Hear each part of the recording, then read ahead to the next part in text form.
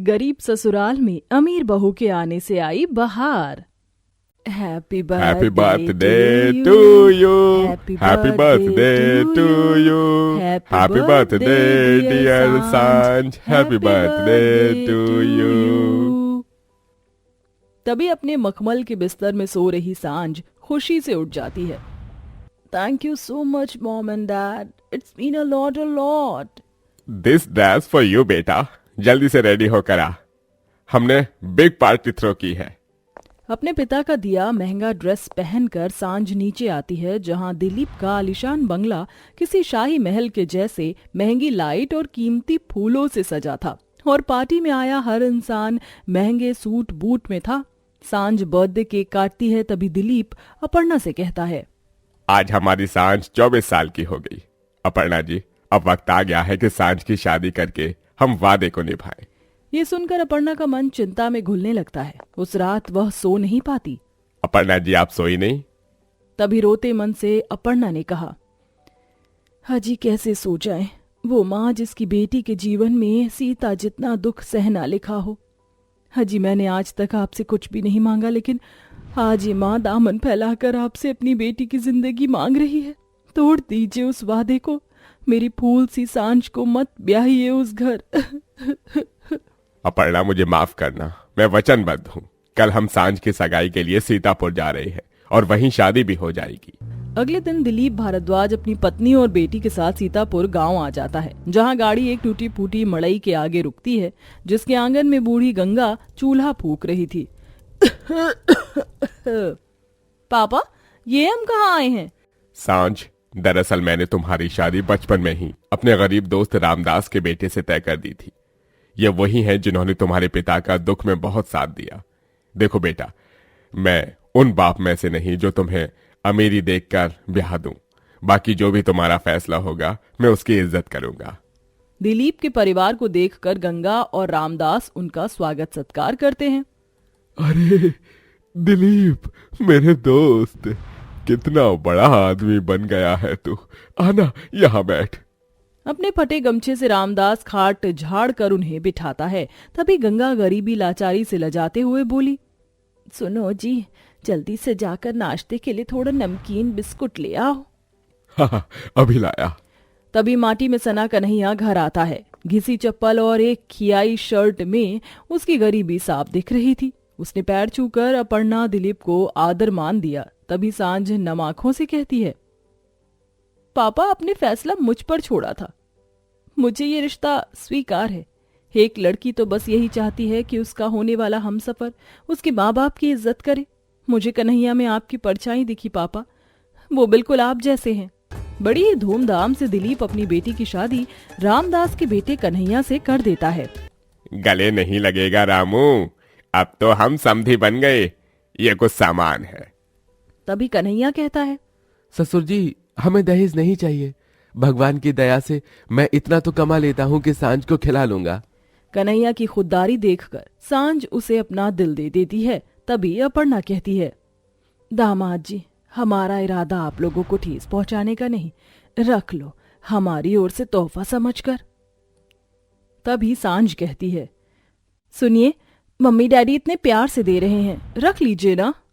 बहू के बोलने पर गरीब ससुराल वाले सामान ले लेते हैं और सारा सामान ट्रक में लाद कर दहेज में ससुराल आता है, जिसमें महंगे फर्नीचर, पलंग, सोफे सेट, एसी, अलमारी सब कुछ था, जो कि उन गरीब ससुराल वालों के लिए किसी खुशियों की बहार से कम नहीं था। तभी ननद आंचल स्वागत करती है। ये भाभी, आपका स्वागत है। बहू, इस कलश को दाहिने पांव से गिराकर अंदर आओ। सांझ गृह प्रवेश कर उस माटी के घर में पांव रखती है। तभी छलकते आंसुओं से गरीब सास कहती है, आज ऐसा लगता है जैसे गरीब ससुराल वालों की कुटिया के सोए भाग्य जाग गए। तेरी ही तो कमी थी बहू, तेरे आने से जैसे बहार आ गया है। पूरा गरीब ससुराल अमीर बहू के स्वागत में जुट जाता है। अगले दिन सांझ जब उठती है तो अपने सास को आंगन लीपते देखती है।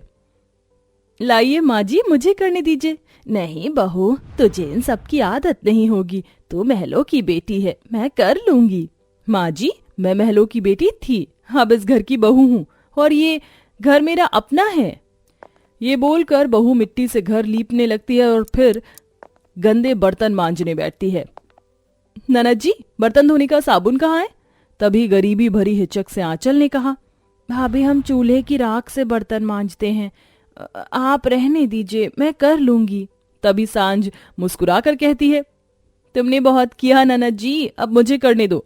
अमीर बहू उस गरीब ससुराल में भी गुनगुनाते हुए चूल्हे की राख से बर्तन मांजने लगती है। मैं तो भूल चली बाबुल का देश, पिया का घर प्यारा लागे, कोई मैके को दे दो संदेश, पिया का घर प्यारा लागे। अजी देखो, बहू के आ जाने से सूने आंगन में भी बहार आ गया। हाँ भाग्यवान, मुझे तो लगा नहीं था कि इस गरीबी में ये बहू ढल पाएगी, मगर देखो तो। ऐसे ही दिन बीतते हैं जहां सांझ कठिनाइयां उठाकर भी अपने गरीब ससुराल को साथ लेकर चलती थी। ठंड के मौसम में सर्दी सहकर और गर्मी में तपती धूप सहकर जंगल से लकड़ी लाती और चूल्हे का धुआं सहकर खाना बनाती। आंगन में कितना हिस्सा खाली क्यों है? क्यों ना यहाँ थोड़ा लहसुन धनिया बो दूं? कब की परिस्थिति कैसी हो। सांझ आंगन में सब्जियां बो देती है। एक दोपहर भरी गर्मी में आंगन में बैठी वह गोबर के उपले पाथ रही थी। बहू इतनी चिलचिलाती धूप में तो उपले पाथ रही है, देख कैसे पसीने से शरीर तर हो गया है तेरा।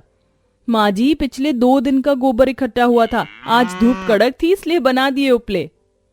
तभी गंगा अपने फटे चिटे आंचल से बहू का पसीना पोंछती है। देखो तो फूल सा खिला चेहरा कैसे मुरझा गया, तू जा अंदर बिटिया। तभी सांझ के माता पिता उससे मिलने आते हैं और अपनी बेटी के लिए सास का स्नेह देखकर अपर्णा की आंख भर आती है। अरे समधी जी, समधन जी, आइए ना। माँ पापा कैसे हैं आप? तो वो कैसी है मेरी बच्ची, खुश तो है? हाँ माँ, मैं बहुत खुश हूँ। सांझ उन्हें अंदर लाके बिठाती है जहां गर्मी से बहुत ही भपका उठ रहा था। कितनी गर्मी है यहाँ, मेरी सांझ कैसे रहती है यहाँ? समधन जी, हमने जो दहेज में एसी दिया था वो चलता नहीं। वो आंटी जी, उतना वोल्टेज नहीं है घर में, और दीवार भी मिट्टी की है, सो कच्ची हो चली, कब ढह जाए। पुश्तों का पुराना घर है, जब तक दिन कट रहा है जी।